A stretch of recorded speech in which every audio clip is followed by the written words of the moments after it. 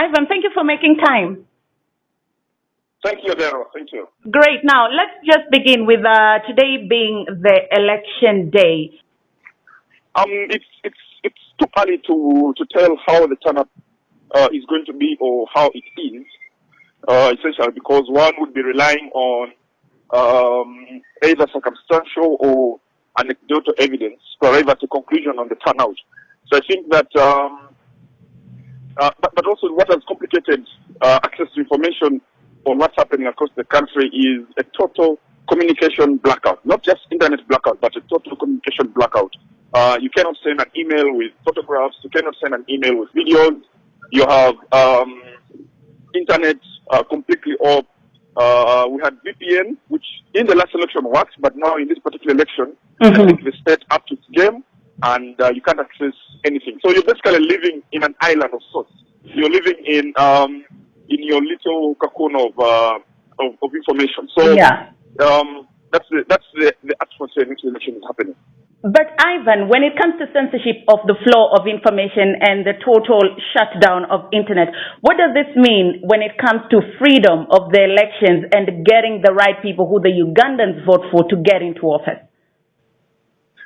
Well, it basically means that what you have is what some people call controlled democracy. In other words, the decision of the masses is not so much reflected in the ballot or in the electoral process, but how the state crafts and manages dissent and basically manages the entire process. It feels like an experiment. So the United States has, for example, withdrawn from election observation. The European Union has also withdrawn from election observation because their election observers were denied access. About 75% of the election observers.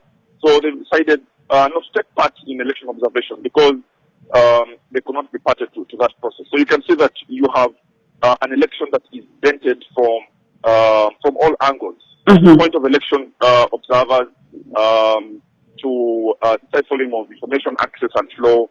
In fact, now even mobile money mobile money transactions have been blocked, so you cannot do any mobile money transaction.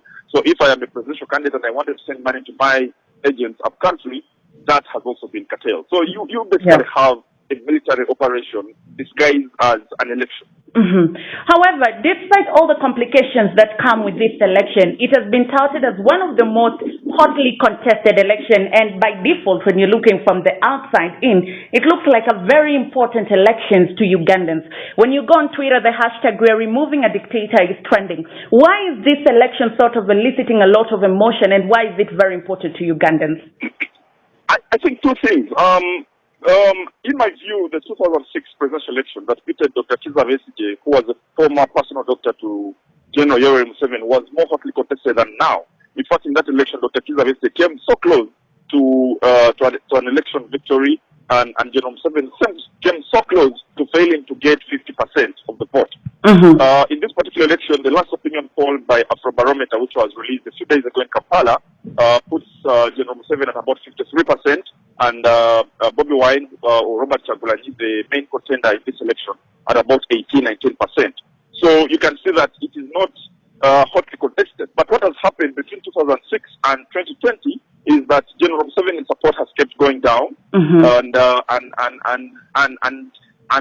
less his support comes, I mean, the further his support goes down, the more he has to resort to coercive means of sustaining the status quo and upholding power. So what we basically see is someone who is doing what Robert Mugabe did in 2007.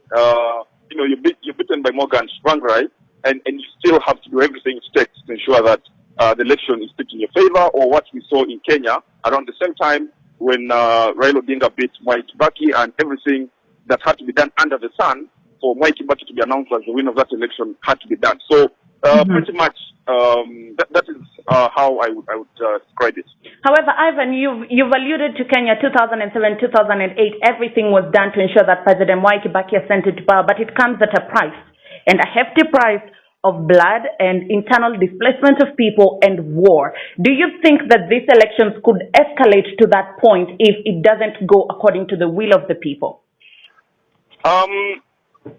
It's an accurate observation that you make, but the context of Uganda is different from that of Kenya. Remember, the Kenyan election was heavily ethnicized, so the post-election atmosphere was intoxicated by the deep ethnic sentiments. So you don't have that in Uganda. So what you have in Uganda is basically a line that's been drawn by the oppressed and the oppressors. And I think that in the grand scheme of things, the oppressors still have the upper hand to the extent that they're able to use money and the instruments of coercion to the maximum to achieve whatever aim they have. And you do not.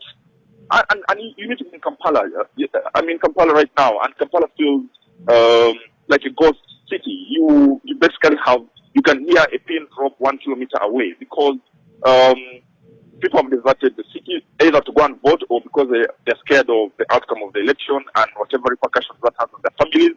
But also you have heavy military presence. The last time I saw such heavy military presence, I was in Mogadishu. Mm-hmm. At every inch you have heavily armed men and women patrolling the streets, basically managing and then you have helicopters hovering over the skies of the city. In downtown Kampala, where you have the majority of traders and trade activity happening, you have military trucks and members moving around to basically show might and to basically send the message, Fanya Fuja Uone. So yes.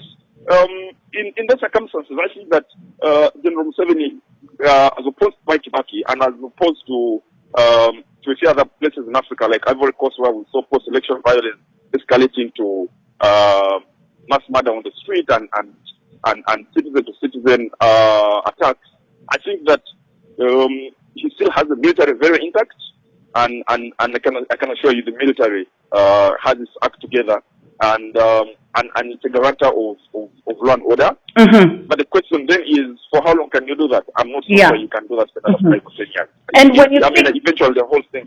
Mm-hmm. Yeah. When you speak about the military being in his favor, it's being led by his son Muhoozi, so that says a lot about the reins of power staying where it's supposed to be. But late last year, we saw violent scenes where people died. Does it mean that all these people who've died or suffered in the fight to remove General Museveni from power was in vain? It's hard to tell. You know, the nature of politics, but also life generally, is the only predictable thing about it is its unpredictability. Mm-hmm.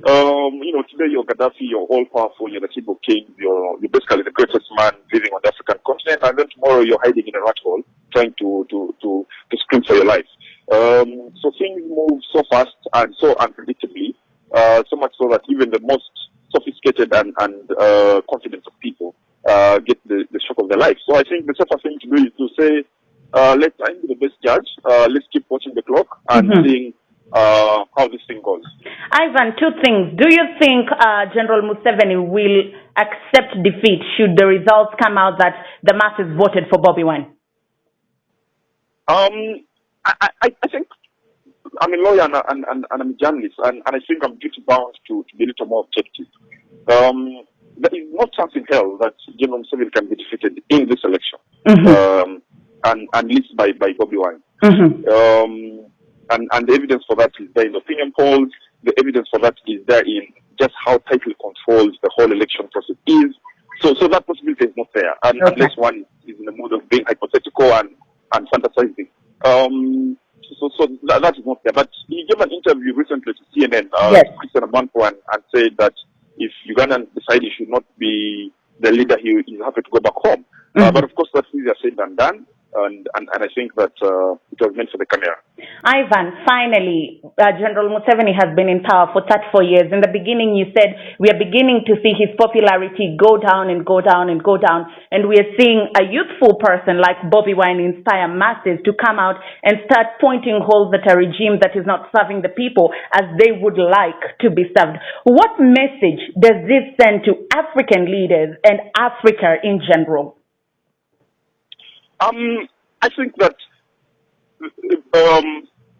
at the wider level, philosophically, it's to re-emphasize the point that the democracy project in Africa is one that still has a long way to go. In other words, it's not yet to borrow, and many of our countries are yet to achieve what is called democratic consolidation. So you have all these 3 steps forward, 4 steps back, and it's difficult when you look across the African continent to find countries that can meaningfully be said to be sustaining or consolidating democracy. You know, maybe you could think of Botswana, a bit of Ghana. I think post-Arab Moi, Kenya is on track to achieve that.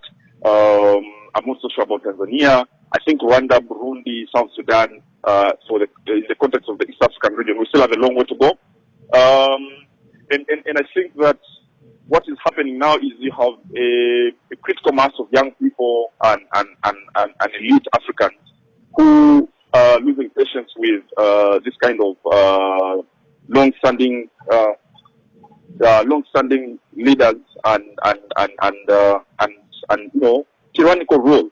And increasingly, people like General Museveni are getting isolated and becoming lonelier in the room of long-standing and entrenched regimes that will do everything it takes under the sun to hold power. And I think that's a good thing. I'm very positive. I'm optimistic, and I see that Africa is actually rising.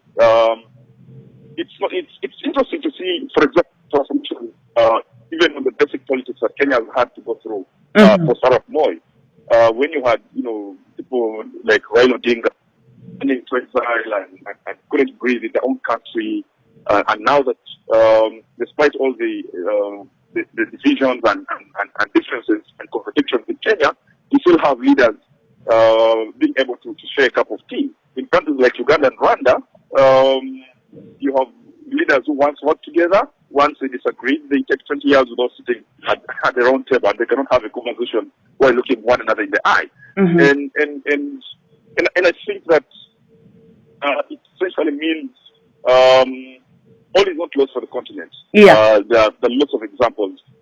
Post Kamuzu Banda, Malawi, where you have an incumbent losing an election, the Supreme Court, you know, hearing an election petition and ruling against a sitting president, and then you have an opposition candidate winning. I think that is evidence of growth and you know, a few islands of excellence on the continent. So personally, I'm most worried. I'm 27. I know that whether Museveni assembles all the money and military might that he can assemble, at least he cannot assemble another 30, 50 years. Yes. So for people like Bobi Wine, age is on their side, time is on their side, and I think that history will also be on their side. Ivan, thank you very much. That's where we leave it. Thank you, Daryl.